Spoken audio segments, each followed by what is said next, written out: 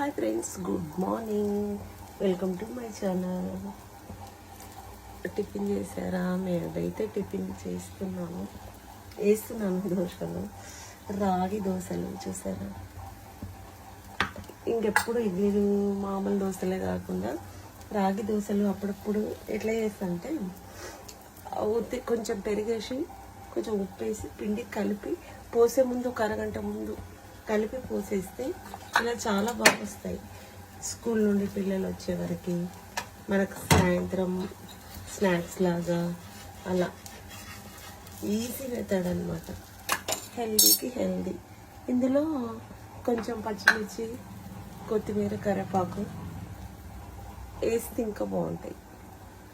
Try చేయండి. Healthy food కదా, పిల్లలకు కూడా సాయంత్రం స్కూల్ నుండి కాలేజీ నుండి వచ్చేవరకు వేసి పెట్టొచ్చు. ఇప్పుడు రాగి దోశ అల్లం చట్నీతో తింటే చాలా టేస్ట్ ఉంటుంది. ట్రై చేయండి ఫ్రెండ్స్. రాగి దోశ రెడీ అయిపోయింది. దీంట్లోకి పల్లి పచ్చడి అయినా బాగుంటుంది, అల్లం పచ్చడి అయినా బాగుంటుంది. ఇప్పుడు ఇంట్లో ఎవరు లేరు, అందరూ వెళ్ళిపోయారు, మా పిల్లలు, మా ఆయన. నేనైతే మామిడికాయ పచ్చడి, కొత్త మామిడికాయ పచ్చడి ఉంటుంది కదా, అది కూడా దోశలలో టేస్ట్ ఉంటుంది.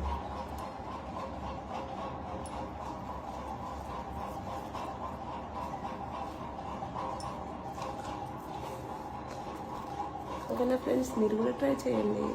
Bye friends. రాగి దోశ.